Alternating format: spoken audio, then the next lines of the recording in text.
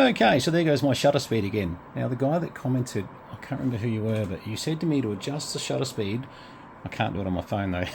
Here we go, that's 7,000. Oh my goodness. So put up with the blinking. Sorry about that. Apologies. Now, I've got to hold my phone. I've got to get new glasses at the moment. This diabetes thing did change my eyesight a bit, and it's just made my prescription. I always wore glasses, by the way, but it has changed it. And be aware of that, guys, when you're doing something like I was doing, which was drinking. I'm just going to be honest here. I was drinking sometimes anything up to 8 to 10 cans of Zero Coke. That can't be good. Regular Maccas. Probably I should have sponsored Maccas. I would have got the food cheaper. And yeah, I was a snack person of all the worst stuff. So just an update on that. I've got my diabetes back to around the 6 mark, and it's staying there. So I'm hoping that in the next few weeks my eyesight possibly returns. I took a test the other day, and they said to me that unfortunately you're going to have to wait, because there's a very good chance that your eyesight will return back to normal. It's just the inflammation of the eyes due to the 26.3 diabetes reading I managed to get up to. So anyway, but apart from that, I've been battling bloody heart stuff, so I've been off for a few days, so I'm back. And but my apologies, a few people I'm behind with, and I'm just sort of catching up now. Actually, this is one of them, mate of mine, who's been very patient for me to test this 757GX, and I've got to say, lucky that it's a good one. I was thinking I don't want to tell him it was a bad one. Anyway, okay, so let's talk less about my health and more about the health of this radio, and maybe a little bit of history about the FT757GX series. Now, a lot of people ask for, turn that down for a bit, ask for a 757GX2, and a lot of the time they don't even know why. They just know that the GX2 was better than the first one. Now, as ignorant as that sounds, it's actually true. There's a number of things that were modified and done on the GX2 that is definitely a better radio. There's not like a frequency here that works where that doesn't blink. Now, of course, there's not like an angle, not like a distance. No. Okay. Anyway, I'm sure that's driving you as insane as it's driving me insane. And I fixed so many of these things. My boss at the time, Steen Jensen, probably one of the guys who got me on my feet and actually took me through some very hard times, actually, and forgave me for a lot of mistakes I made, I can tell you now.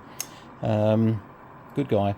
And look, I know there are people watching this right now who don't agree with me, that had near the bankruptcy of Jensen's days not such a good experience. I was sort of over in, I think I was in Illinois at the time when that was all going down. I got back to the two lads buying it. But yeah, look, I know it wasn't the perfect ending for Jensen Electronics, and I really feel when a business goes under, because all I can say is he was very good to me when I was maybe not so good to him. So isn't that interesting? Anyway, there you go. But so Steen bought a supply of a lifetime supply of faulty FT757GX2s and GXs, and there were 30 or 40. It was a bulk buy out of Dick Smith in Sydney, and as technicians, we were given the job to basically put bits and pieces together. Sometimes we got lucky, bad RF stage, and we grabbed another one with a good RF stage, and we said, righto, let's sort that out, and that was the deal. But not always, that was the case.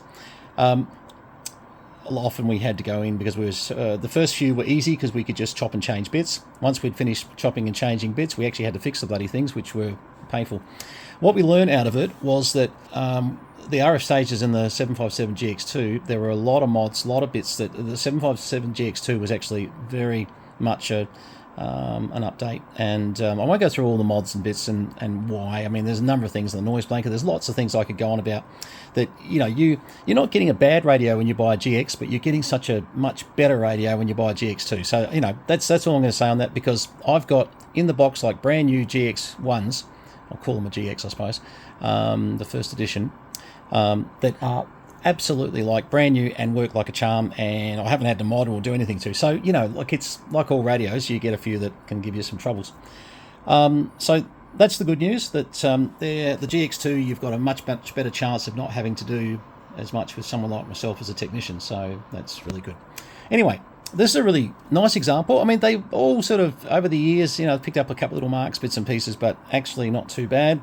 And 1, 2, 3, 4, 5, 1, 2. I'm just on a 150 watt scale, as you can see, loads of power there. That's flicking over 1, 2, 3. Now it's PEP, so it's 100 watts.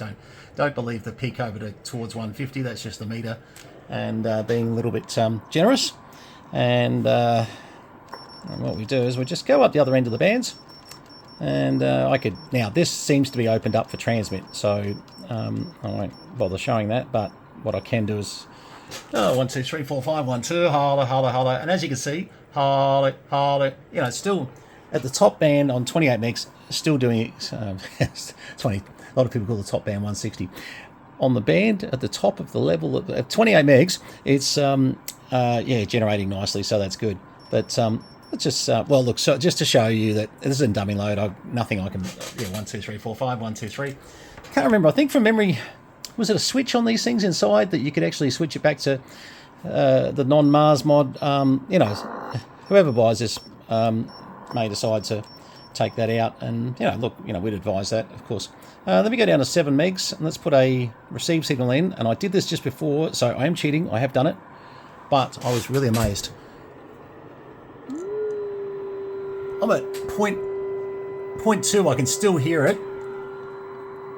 See how I'm hearing the radio at 0.2 of a microvolt, so minus 120 dBm. And look at this. Oops, sorry. Yeah, absolutely. Why people buy Yaesu receivers. Super hot receiver, very good noise blanking systems. Where's the noise blanker? There. Now there's a point. There's the RF amp. Now, I'll show you something. Let's put a signal in. So the RF amp, so I'm putting in about 50 microvolts there, which is a little bit under S9 there. So the RF amp really is a reading that I believe is probably closer. Let's get rid of that. Is closer to what that radio really is. So a lot of radios these days, it is really, you've got to read between the lines on what they're really doing. Like if I ran this radio, unless it was a very noisy day, I'd run the RF amp in all the time. If it's a really noisy day, sure, I might knock it out. Obviously put my noise blanker on, and AGC depending on what I'm working. They do have a really good processor too. Actually, I should show that. 1, 2, 3. Have a look at that pickup. 1, 2, 3. Look how that's just holding it. 1, 2, 3. 1, 1, 1, 1, 1. Yeah. Versus processor off. 1, 2, 3. See how I'm just not getting as much? 1, 2, 3, 4, 5. 1, 2, 1, 2. And I'll just do that processor on again. The processors on these things are super hard. They go 1, 2, 1, 2, 1, 2. Yeah. So they do a really good job with the processing, etc., etc. Turn that down. So, yeah, look, the rest of it was really simple. They were all mode, so no having to put modules in. You did get AM transmit like you're seeing, and you got FM transmit like you're seeing. So you could do virtually every mode with no options required, nothing to add to these. You have a fast and a slow on your VFO, so you can zoom through, or you can, nice and slow and just jump through the band, etc., etc. They have a RIT which they put on as a clarifier, which designates as the CLAR up there. Digital lock if you want to just lock everything up, leave it on a frequency. A lot of nice little things. Obviously twin VFO, VFO A, VFO B, split. What am I doing here? Memory. We haven't got any memories in it. That's why it's all right. I just realised I haven't got any memories in there. So, but you can fit memories up to it, and decide what you want to put in there, and just write your memories. Now, hang on, I know what I've done. I've set that memory. Hang on. Don't do what I did then. Yes. So basically, what I'd done is I'd actually I'll just explain. I'd put memory to VFO, and I held it long enough to actually commit it to VFO.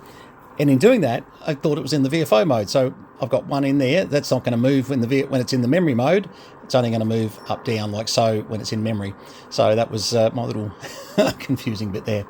Apart from that, look, does all the usual things. Squelch for your FM side of things. So, you can obviously squelch. No, you can't.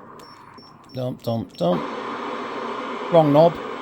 Squelch there, sorry. I was going to say, I thought they squelched sideband as well. Let's just double check that. Right, so, sorry, wrong one again. Yeah, so there's your squelch point there. A little bit of hysteresis there too. That's interesting. Yeah, so squelch there. Noise blanket level. So, you know, sometimes if you've got that noise blanket level up and your signal's so strong from somebody, you'll need to cut that back a bit. You'll just get it distorting on the tops of the edges. So run that back a little bit just to... I normally leave it about halfway, and actually it's a general sort of win for everybody. Obviously, notch and IF shift here. Normally 12 o'clock, but sometimes people like, you know, certain different positions for themselves, depending what they're listening to. When you're doing what we're doing, listening to a tone, there's nothing really exciting that comes out of it. So mic and drive. So drive actually is probably a good word for power output. So if I go to FM here, and I go like that, and I put the drive down like that, I'm going to take it down to 5 watts. And as you'll see, come back up. Quite logarithmic too, by the way. So now the mic is just exactly that, a mic gain control, etc. You can do changes by the mic as well. Down, up, I'm on FM there at the moment. You can go fast, etc. Like there's the fast one. Sorry, I had the camera down. That was very clever. So we'll just show that again. So down and up, wrong way, but yeah, down there and up there. And if we push the 2 buttons together, look at that, just flies up through. Now, once again, yeah, 1, 2, 3, 4, 5, as you're seeing, yeah, we're getting full power out on 0 to 30 on this. So this, ideally, would be a good idea to take it back to non-Mars modded. There's so many Mars modded radios out there these days. I think ACMA, as much as they don't like to admit it, have sort of decided that, you know, it really is up to the user to be smart with what they use, because they obviously can't check every radio sitting in Australia. By the same token, you know, hooking it up to an antenna, using it on an antenna while it's Mars modded is very questionable with ACMA. I'm not sure I've read the complete text on how it is I go to jail just yet, but, you know, I think that, yes, you know, do the right thing and you'll not have to worry about these sort of issues. Anyway, so that's the FT757GXII. It's a great little radio. Once again, the GX2, nowhere near as problematic as the initial GX series. And with the GX series, the initial, I don't want to put that down too much because I've seen too many good ones that didn't require anything being done to them. So remember the ones that we saw and we had to get through. We're already been approached by technicians who had no idea what they were doing in Sydney at the time. And we could tell that. By the way, that's not being rude to, I mean, there was some good techs worked for Dick Smith. There were also some complete morons. And because some of them were so easy to fix. They really were. We made a fortune out of those. Well, my boss did. And in turn, he paid me to be a staff member. So, you know, it was all good. Joys of being an apprentice back in those days. You know, I might have been just out of my apprenticeship, trying to remember now. Anyway, anyway, those were the days. For any of the Jensen guys out there, and I'm talking about the guys who used to go to the shop, 75 Prospect Road, Prospect. I'm sure you remember the Saturday mornings, and I used to do the counter on Saturday mornings. I'd be on the bench, but then I'd, you know, come out when the shop got busy, and I was often chatting away. It's how I got to know half of you. Us techs didn't get outside the workshop much during the week, but weekends were great. You know, Saturday morning till 12, I had a ball. You know, people say, oh, you had to work Saturdays. Oh, I love Saturdays. I honestly did. I had a good time, and, you know, I don't know, learned a lot. I think that's where my people skills probably started, was back with them allowing me to do some sales out there in the showroom, and I sold my fair share of 7081s in the day, and some really, you know, ICR 9000s. Like, you got to look those up, guys. It just shows you how old I'm. 58 now. But they were, you know, they were a challenge to sell because they were bloody expensive. Speaking of which, I've got a 780 coming in soon, guys. You'll be seeing me. I have gone and bloody bought some stuff now. It's in the thousands, many thousands, but with doctors telling me the crap I'm getting about, you know, how long I may be on the planet, I do have, you know, I can't say this word on YouTube, but it's got a word and then the word it, you know, and I just think, can I say bugger it? Yeah, bugger it. No, and I'm just buying things I love, and I think, well, what the hell, you know, sort of that whole thing, if you only live once, is becoming more and more true in my life. So, yeah. But that being said, hey, look at the shutter speed. Ooh, don't move. Oh no, I had it. Like, hang on, stay there. Jeez, something. You see, it's not flashing. My God, hang on. Oh no. I want to just do no. There must be just a right distance. Anyway, okay. So, reminiscing about the Jensen's days, guys. If you're from Adelaide, put a comment in the file. If you remember Jensen's 75 Prospect Road, even better if you remember me being a young skinny guy back then. Although, hey, let me get this very straight. 128 kilos 8 months ago. I got down to 110, 112, and I wasn't going any further. It's funny, something was wrong. I just couldn't break that plateau. Today, I'm 105. My goal is 95 kilos in the next few months, so I'll keep you updated, but I am taking this health thing very seriously. Rob7VZ, just a little comment to you. If you're watching this video, mate, you did inspire me. It just took a while to click in, mate, and it was all about what you said. What you put into your body is a lot to do with what you get out of it. Thank you, mate. I do appreciate the advice, even if I seemed a little bit vague on it at the time and a bit negative and a bit like depressing, but you know what? He put up with me. He really did. No, and it's nice to have people sort of trying to coerce you to do more and to not give up. And Rob's about as subtle as a brick, and I like that. Yeah, he just said, mate, get off your ass and do it. Anyway, appreciate it. You're a good guy. All right, thanks, guys. Nice to be able to do a video again. We'll try and get a few more done soon. 73s, and all the best from VK3 Charlie Mike with this Yaesu FT757GXII. I think it's going to somebody, but I will not say that for sure at the moment because, hey, I might have given him too high a price. You don't know. We'll see. Cheers, guys. All the best.